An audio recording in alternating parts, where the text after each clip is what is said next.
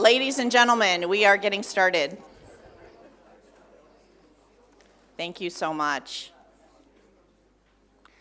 Is it still morning? Yes. Good morning, everyone. I am not Jim Brady from the Knight Foundation. I am Kathy Im, Director of Journalism and Media at the MacArthur Foundation, one of the early architects of Press Forward and an advisor to the Media Forward Fund. And I'm so very pleased that Jim Brady, even though he couldn't be here, asked me to substitute for him and moderate this panel with some of my favorite people. I will introduce them in a minute. I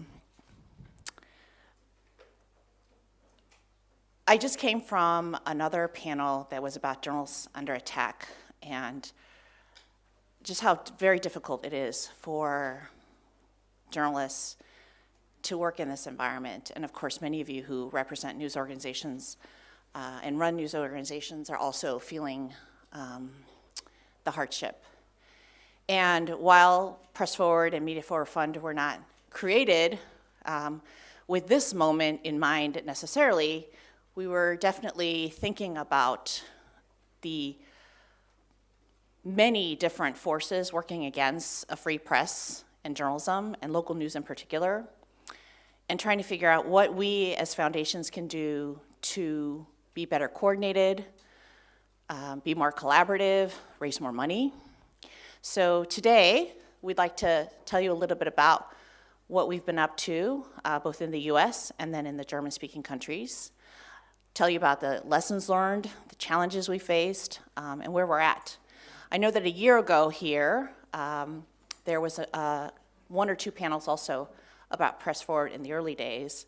And so now we're, I guess, December 2022, I think, is when we first had the meeting, the first meeting of donors to think about the idea. We launched in September of 2023. I met Martin in December of 2023, and then by July of 2024, Media Forward Fund was launched. And I just think that speaks to sort of the process that we took in the US to get ourselves coordinated and together, and then how those lessons learned were helped to accelerate what Martin was able to do. And we also know that there are conversations in the UK, Australia, Canada, and elsewhere to launch similar initiatives, so we're really proud of that. So let me introduce our panel here and ask them each to say some opening remarks. To my immediate left is Dale Anglin, the director of Press Forward. When we hired Dale, it was like the best day of my life. Because we had someone who was dedicated full-time to the initiative, and she's done a remarkable job. There have been many stories written about Dale and Press Forward. I'm sure you've seen some of that. To Dale's left is Jenny Montoya Tansey, who leads the democracy and journalism work at Skyline Foundation. Jenny was also one of the early, Jenny and her founders, were also one of the early foundations that raised their hand and said, yes, we're in, we want to be a part of this. And Jenny has since served on the steering committee, management committee of Press Forward, a group that for over a year met every single week. I mean, can you imagine a group of funders who are working and meeting every single week to coordinate this effort? And then to Jenny's left is Martin Kotynek, who is the director of the Media Forward Fund, which is the cousin of Press Forward, and is for Germany, Austria, and Switzerland, and soon Liechtenstein, hopefully. Anyway, I'll let him say more about that. But let's start with Dale. Why don't you tell us a little bit, give us the update on how Press Forward is doing, and then we'll go down the line. Thank you. So nice to see people I've seen before, meet people I have not met before. I've never been here before. It's an amazing venue, an opportunity to basically bond with your people. And I tell people right now, with all the things going on in the world, not just in the US, you need to find your people. And I feel like this is a group of people that understand how important, frankly, press is to people. And I don't use the word press when I speak in the US. I use the word news and information, because one of my learnings, I'm going to try to identify some of those in the next few minutes, is that frankly, when we use the word journalism, people mean very different things. And I literally, the first couple of months I had this job, realized I was speaking past people. Didn't quite understand what that meant. I thought I knew how to speak English. And really, when you say news or journalism, they mean civic, they mean climate, they mean investigative, they mean local, they mean hyperlocal, they mean ethnic, lots of different things. And that's a great thing, but it's not a helpful thing when foundations and philanthropy is trying to support the whole news industry. So I'm just going to make sure everybody understands where we are with Press Forward. We started about a year and a half ago now with $500 million pledged, that's a key word, over those 5 years. 400 million of that sits in what we call our aligned bucket. Those are foundations that have agreed to support local news, give more than what they gave before, or invest in ways they've never invested before, and then tell us what they do, what do they fund, so that we can do analysis over the years of who's funding what, who's funding who. That type of analysis has not existed in the past, so we can say, it turns out nobody's funding in Nevada, and somebody needs to go there, right? It turns out not enough people are funding in a particular area, and people need to go there. So one of our jobs on the aligned bucket is to analyze what people are doing. Then we've got $100 million or so in the pooled fund, and when people hear about our open calls, which I'll talk a little bit about in a minute, those dollars come from that bucket. So our open call last year, $20 million out to small newsrooms, $1 million or less, was from that bucket. Our current open call on infrastructure, another $20 million going out, larger grants, smaller number of grants about infrastructure. $20 million is going to come from the pooled fund. So I would say I've got lots of learnings over the last year. And I'm going to mention a few of them, and then we can go down the line. One is that collaboration amongst foundations is frankly not easy, and is something that more people in the foundation world need to build skill sets to do. So when we had our first meeting in September of all of our foundations, at that point maybe it was about 70, and we had a mixture of national, local, meaning both private and community. We had hyperlocal. And the one thing that I heard 3 days in, actually from day one, and this was a beautiful thing, but it was not always easy for people to say, is, I don't know everybody in the room. And that's because when you're in a room with foundations, if you're ever with foundations, national, international, their like goes with like. National stays together, local stays together, climate stays together, children stay together. Because news is something that affects everybody, we have purposely recruited foundations that do not normally fund news. And so we have big and small, we have tiny, we have people who just cared about, just are in Press Forward because they care about their one little community and they thought that this was a way to help that one little community. They don't care about everything else that we do in Press Forward, to be honest. And so we are now a group of 90 foundations that they don't know how to work with each other well, to be honest, some of them. I'm not even getting to the news outlets yet. And so to do that work, to get them to agree to some strategies, to support each other, to help each other, is work. And so I want the journalists in the room to understand that why isn't the money coming faster is what I hear a lot. Because it takes work to organize the group that's giving you the money. And frankly, for us to go faster longer, you got to spend time up front doing that process work. And that's what we've been doing over the last year. We've now met in person 3 times. It's a good thing by the 3rd time when they say, when are we meeting again? Are we going to wait till the fall? No, that's not soon enough. That's a good thing, right? Because things are happening so fast. So that's a learning for journalists in the room to understand that funders also, we tell you all and outlets to work together. We don't do so well ourselves. And so that's work that has to happen, especially in something like this, because we all need each other. Another learning, I already talked about the one that we talk past each other in terms of news. I'll just say that we are organized in Press Forward around a problem. People ask me a lot, what's the model that you are, what's the strategy, the problem, the answer that you are amplifying, that you are supporting? That is not the right question for Press Forward. The way things are changing in news, I've never worked in an industry, I've worked in a lot of industries, children, families, homelessness, community development, climate, that is changing so fast all the time.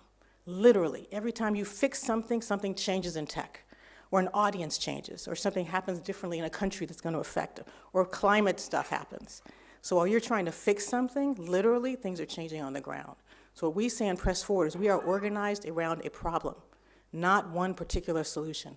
We are trying to find multiple models and multiple solutions that will work, frankly, across different types of industries. And you'll see that when you hear from Jenny and Martin, because they all talk about different types of stuff that we're doing.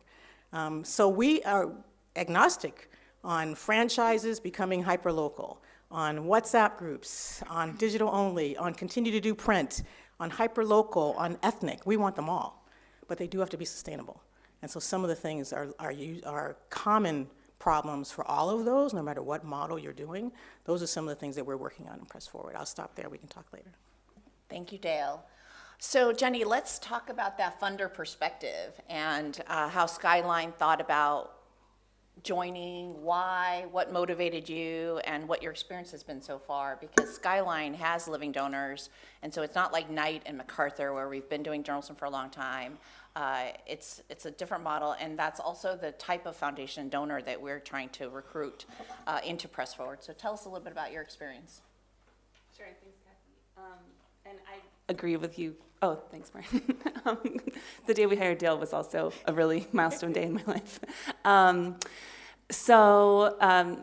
My name is Jenny Montoya. I lead the democracy program at Skyline. Skyline, as Kathy mentioned, is it's a large family foundation based in the Bay Area. We fund primarily nationally in the U.S. And I came to Skyline about 3 years ago. I was new to philanthropy. I had previously worked in a mix of government and advocacy roles, and so the idea of getting involved in a donor collaborative at all was actually a little intimidating to me because I was just kind of getting my feet wet personally.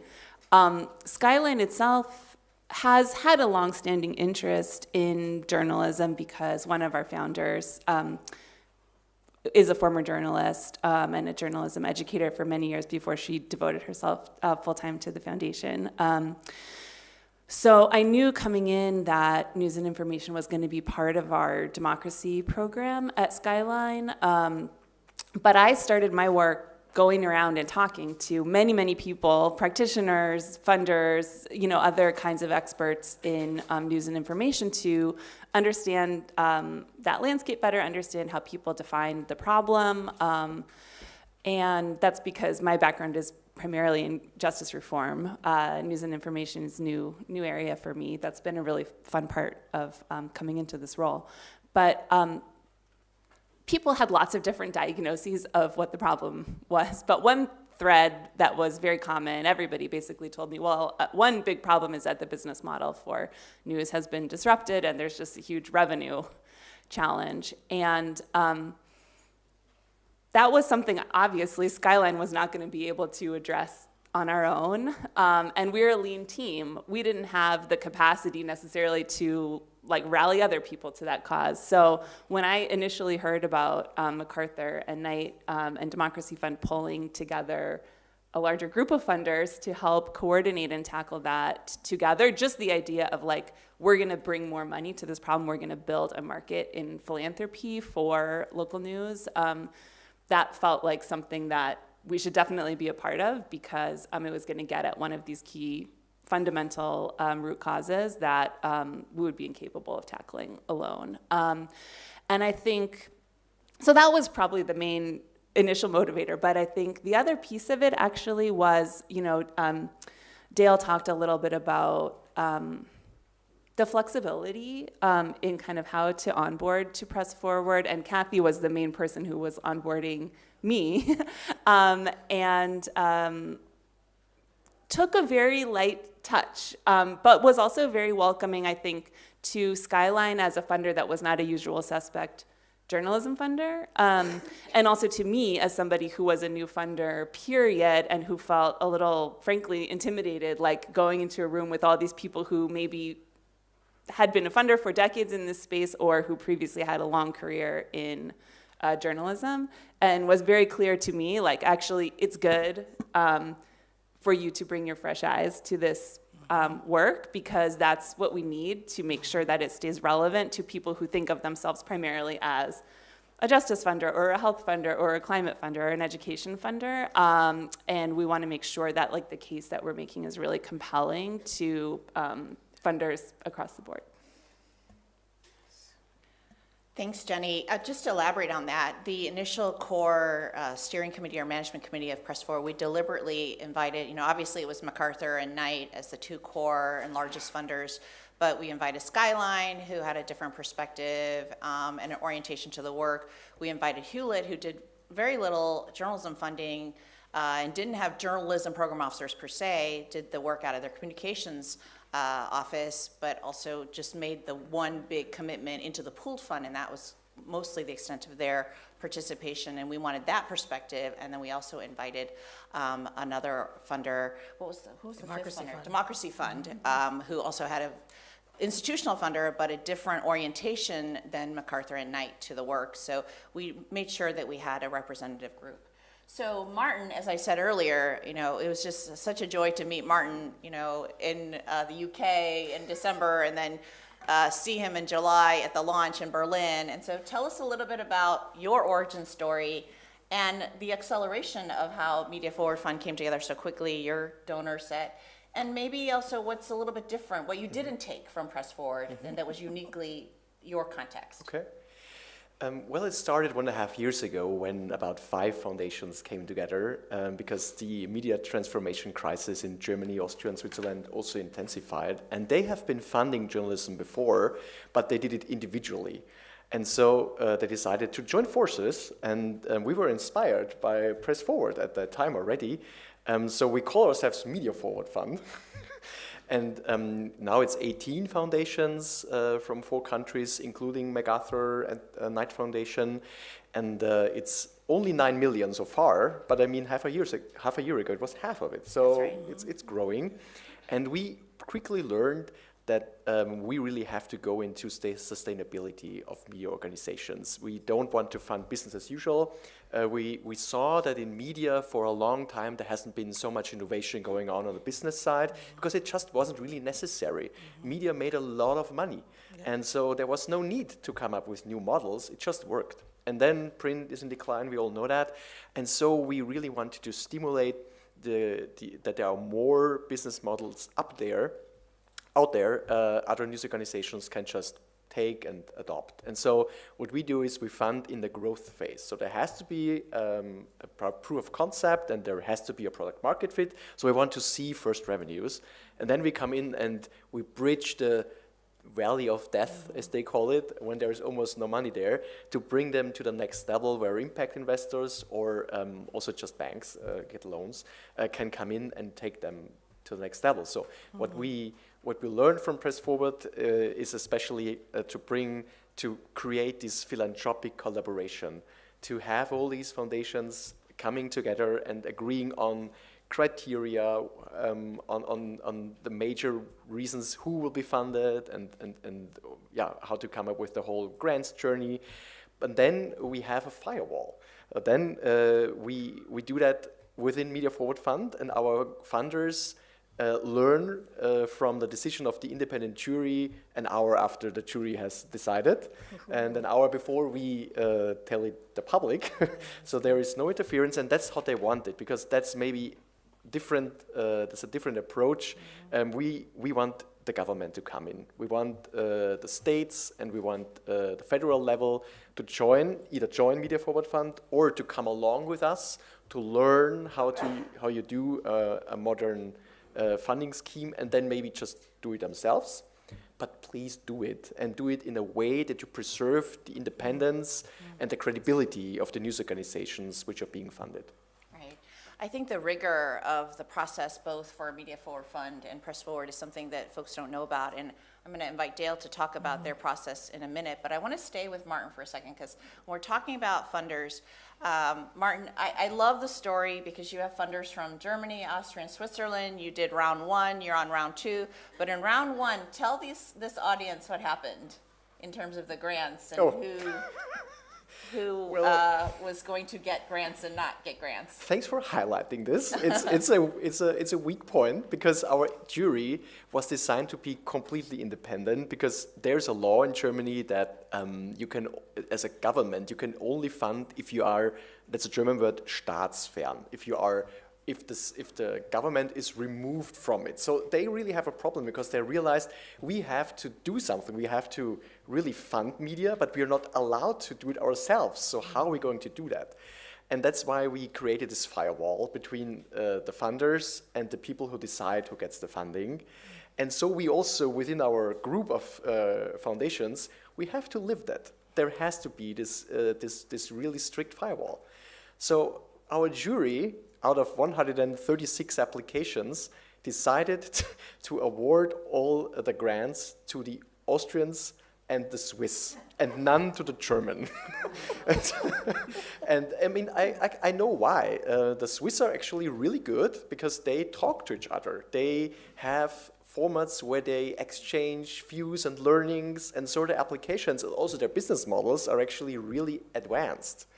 So what we learned from that was, first of all, I had to explain the decision to our German funders, but they loved it at the end. At the end, they loved it because it really showed that our jury is really acting independently, which invites the government at some point. I hope so.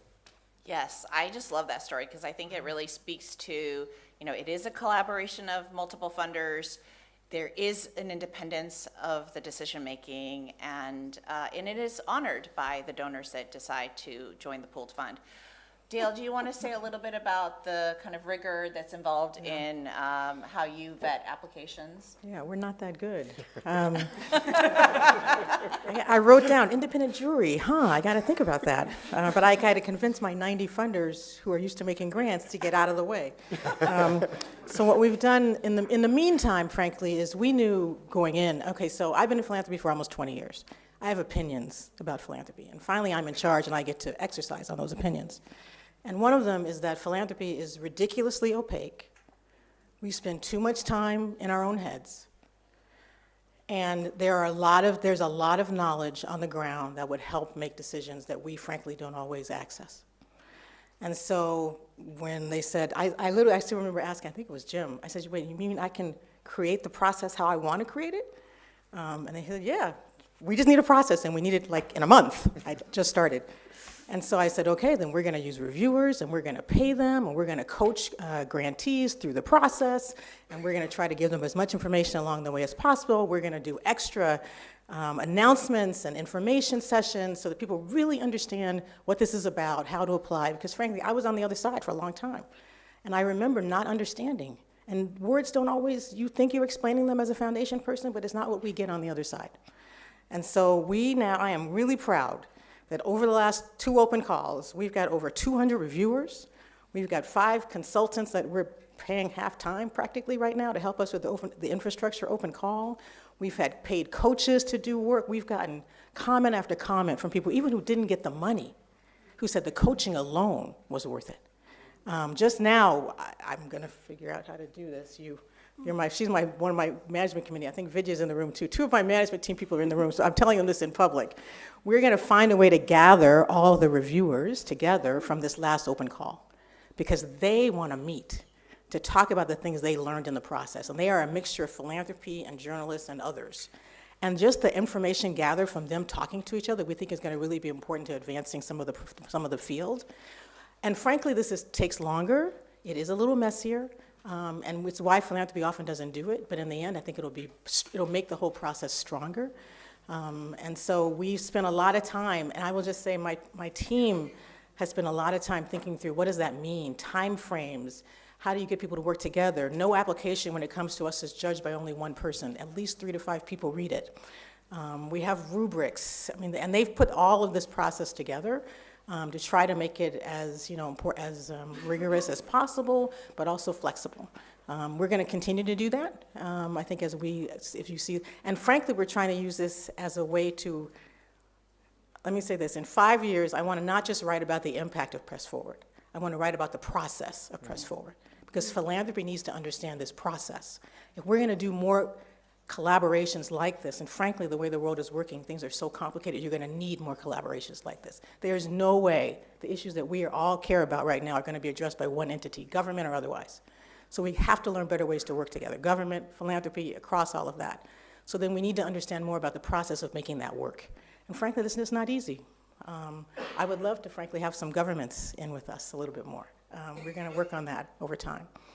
So that's some of the process that we've done. And the last thing I'll just say is that it is not natural that people know how to apply for grants.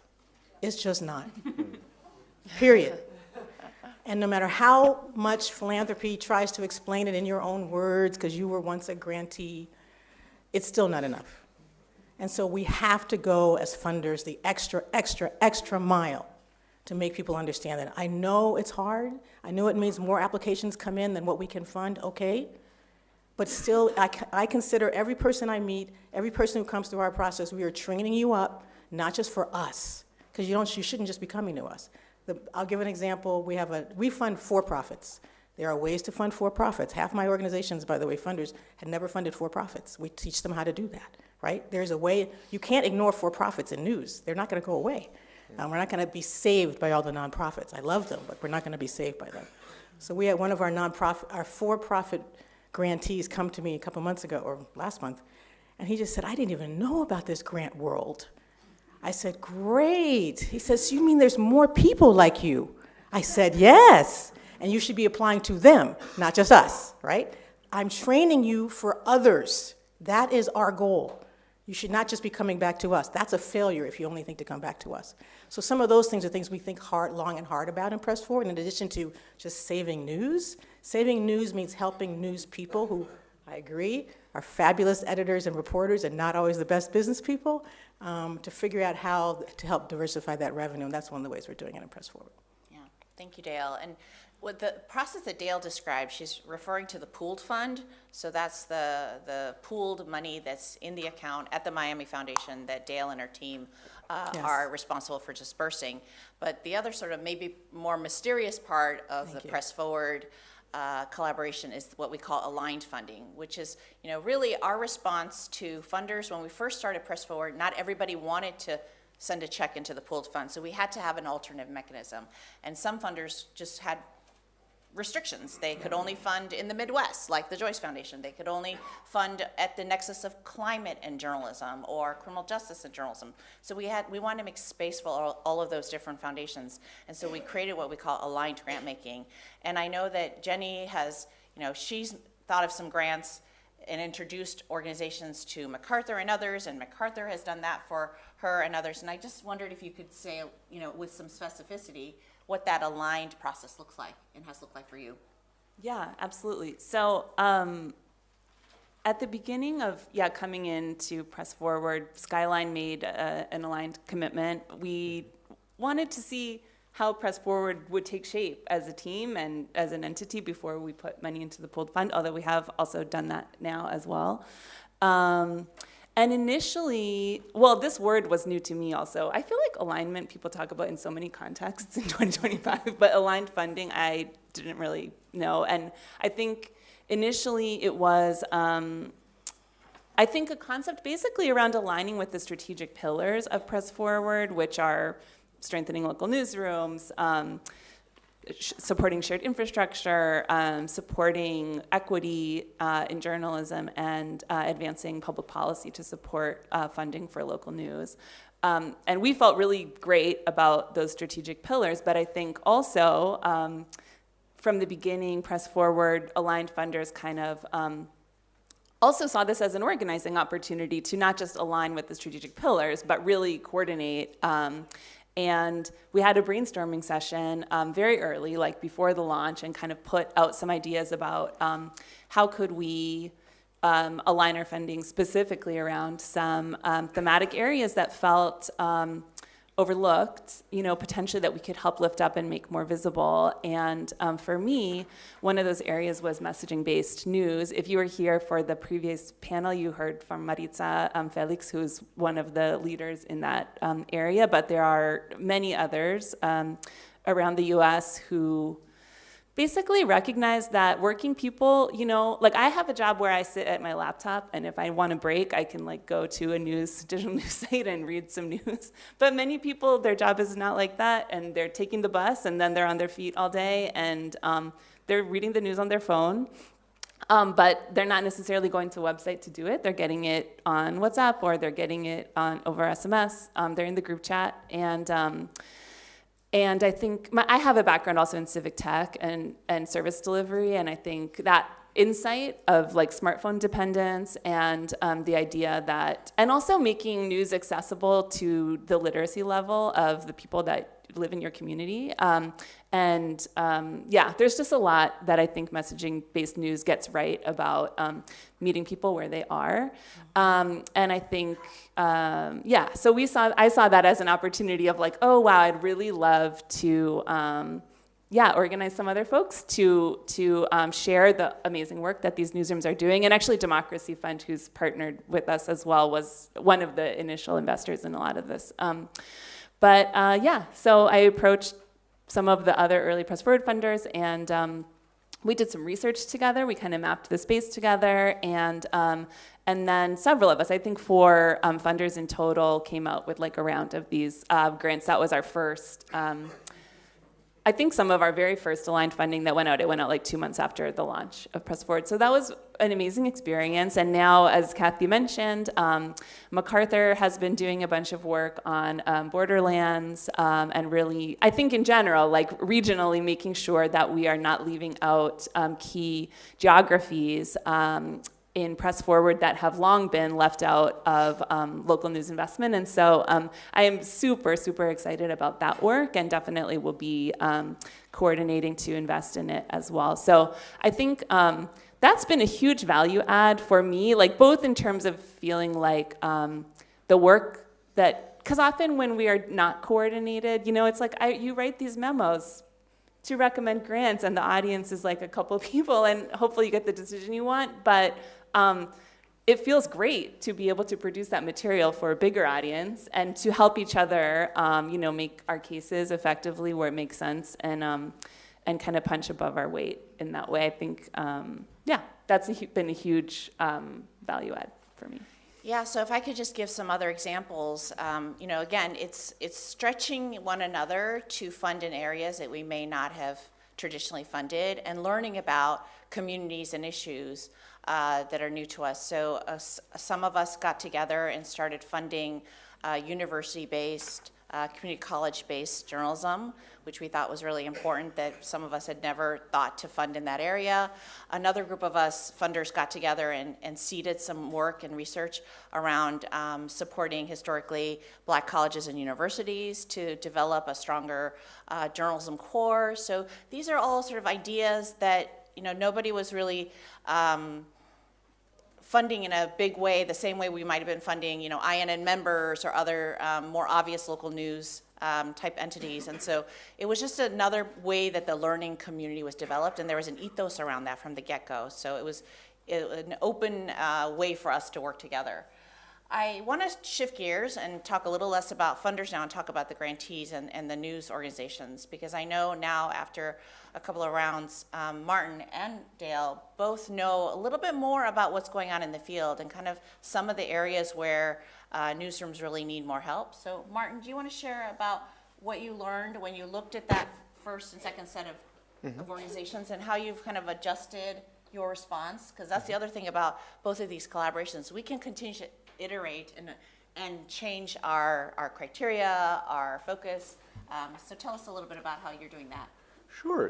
What we learned from the first call was that we were surprised that the level of business skills in many news organizations was lower than we thought. And it's not only startups, it's also in legacy news organizations. Yeah. And so we had 2 options. Either we lower our standards, so more of them could apply and get funds, or we try to raise the standards in the whole industry. And so we decided to do the latter, and we are now, because at first we thought our capacity building program will only be for our grantees. And now we realize we have to open it up to many other news organizations which are potentially fundable, to bring them up to speed, to bring them to a point where they can actually be funded. And they also would have more, a better future. So this is one learning we took from our first call. And also the 4 grantees from the first call, they have one thing in common. They all try to broaden their funnel to their membership or their subscription products. So they came up with very creative solutions to bringing more people in and in contact with their revenue tools. One of them is doing live theater. They're doing really on stage. They're explaining how a certain problem can be solved, and people come and watch these live shows, and then of course they might subscribe later. Someone else is doing in a very local market, is doing the opposite of what we would usually do. They don't want to try to grow bigger into other cities and into other topics. They go deep. They decided to do a deep dive and to own the topic of housing in Zurich, which seems to be a big problem there. And they in a small market, they really go into the niche and try to find everyone who is interested in housing in Zurich, and then bring them into their membership model. So these are the experiments which nobody would have funded because it's very risky and it can go wrong. But we decided, well, we will be the ones to fund the riskier models because if they are successful, then others can learn from that and do it in other markets. Yeah, that's great. Dale, what about you? From your hundreds of applications in your first round, what kind of common patterns, trends, concerns did you see across the field? Yeah, so I've developed a whole slide. I'm sorry, but I didn't bring my slides today. But I say how to talk to funders. One is, as journalists assume, editors, publishers, you assume when you go talk to a funder, be they a staff foundation or an individual donor, that they know what you do and they know how you do it.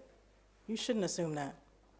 Philanthropy has never had to know how news works. They didn't have to. You had your own revenue sources for decades, for forever. Only in the last 20 years, thank you, have you come to us. And so foundations do a lot of stuff.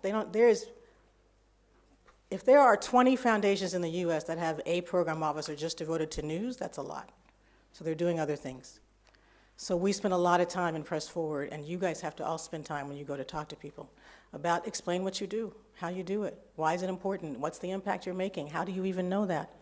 Audiences are changing, how do you understand that? We found a lot of people who applied to us didn't know how to explain that.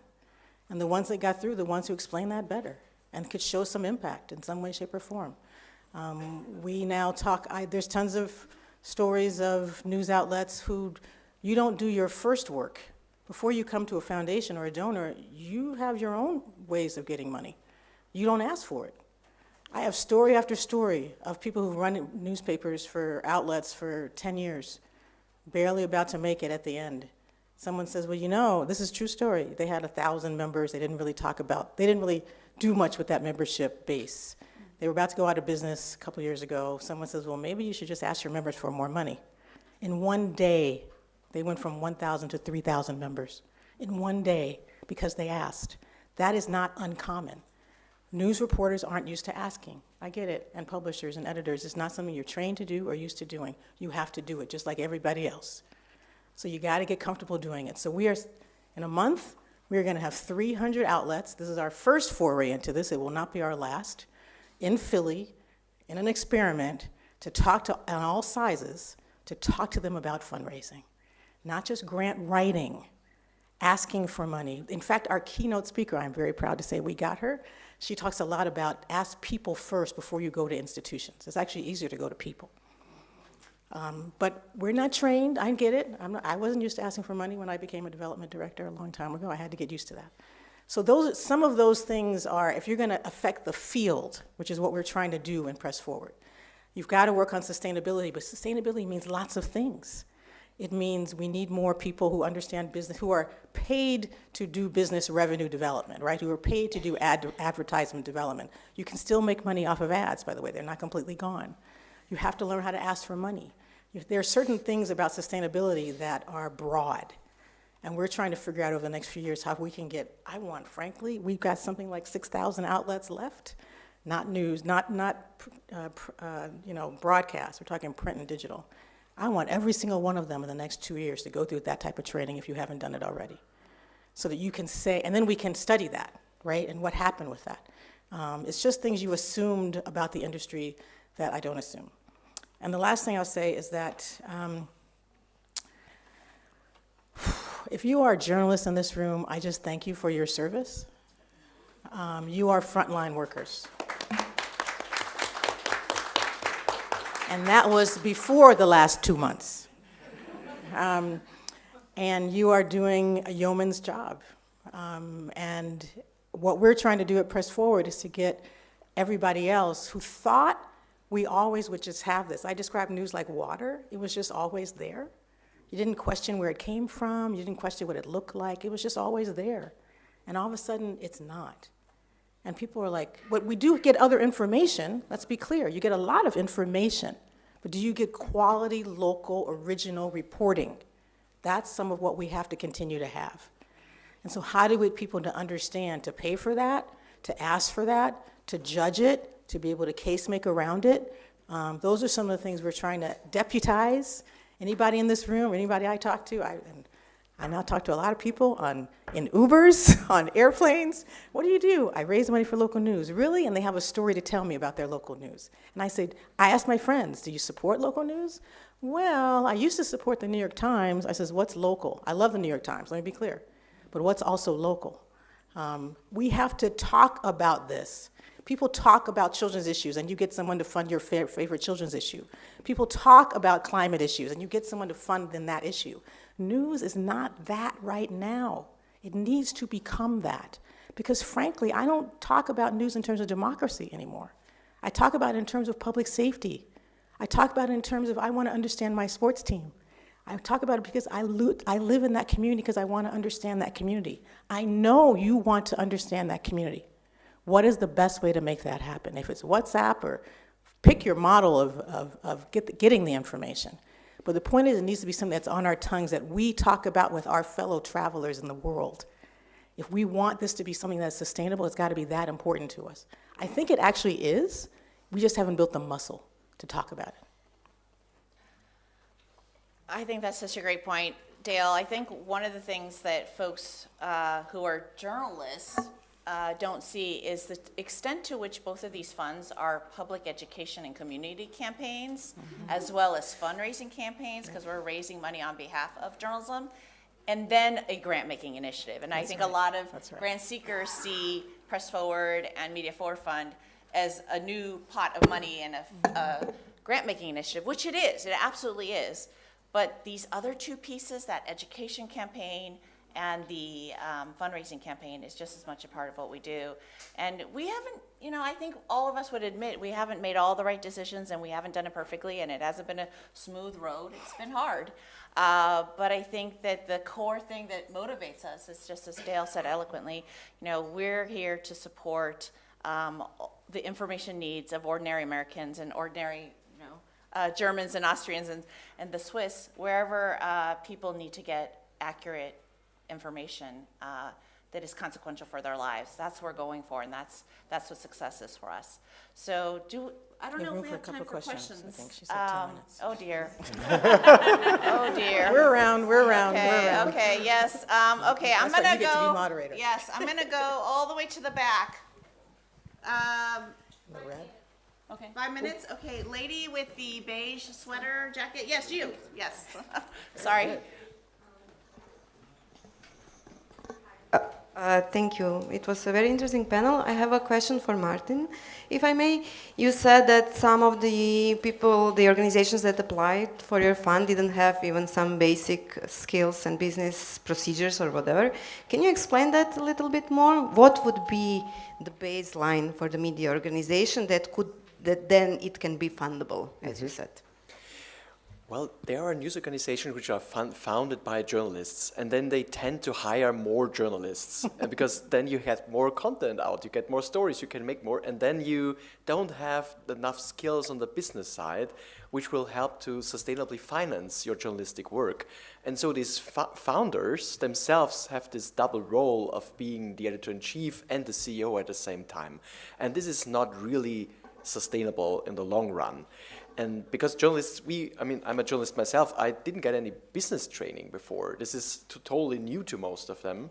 And so our upskilling program comes in where we teach them the basics of revenue generation, of just even how to do a traffic plan, how to do user revenue planning. Some of them don't plan. They just try to, let's see what's happening, but then you don't know if you're on track. And then your budget goes out of balance and all these problems. And they are avoidable, these problems. And so this is kind of the first step before they're actually fundable, that we come in with our upskilling program and try to give them these skills. And then not only their applications are better, it helps them in the long run. It helps them in their daily operations, even if they don't get the grant. They will be able to make a better job in their organizations. Yes. Thank you. My name is Jimmy Saleh. I manage an externally funded project for the BBC funded by the Montoya Foundation in Nigeria. Thank you. Do I need to say that again? We're good. All right. Thank you for your time. Very, very nice presentation. But in all this, I sense that the global south, particularly Nigeria, is being left behind. I know the remit is the US, I know the remit is Europe, press forward. But if you look at Africa, apart from what the MacArthur Foundation is doing, apart from what the Gates Foundation perhaps is doing, there isn't much happening in Africa. And the world is interconnected. You see migrants showing up in Europe, you have no idea why. Perhaps you think they're just there to the gold or something. It could be climate change fueling the migration. It could be conflict, it could be wars. And there's a lot foundations can do to help local news, not just in America or Europe, but in Africa. Thank you very much. Thank you for your comment. Yes. Hello, my name is Gilles Bruno. I work in France. I have a Media Watch website from 20 years. And from 5 years ago, I work in a journalism school in Paris. You talked about journalism and what's against journalism too. In France, journalists are very preoccupied by one fact, is that one media mogul and from far right just bought a journalism school. Yes, as you say. Ooh. Okay. And which is very frightening for me, is that on the exact same time that he did that, my school was drowning because of lack of aid from the Paris region, etc. And I just decided on Monday to deposit an offer to try to relaunch my own journalism school, which is 40 years now. And in America, you're much more efficient about foundations than in France. And if you have some tips about how to maybe sponsorize and help 40 years old journalism school, it would be so great. Thank you so much. My name is Gilles Bruno. If you have money, you can come to me. I'll take a question. Lady with the red. We're done. Oh, we're done. I think Yes. so. One more. Okay. We're done. I think you all We're know. around. We're around. Mine is like, how can we ask the journalists, or how can we some of the journalists in the school who are going to be working on the news be trained? The training that you said that you're training them, is it possible for all the journalists to get that kind of training? At least to know how to build their business model, how to do all this. Is that possible? So we're going to be studying what happens a month from now, and we're trying to figure out ways to broaden, share, Zoom. Let us have the first one first, and then we'll publish a lot on our website. Thank you, everyone. Thank you. All good.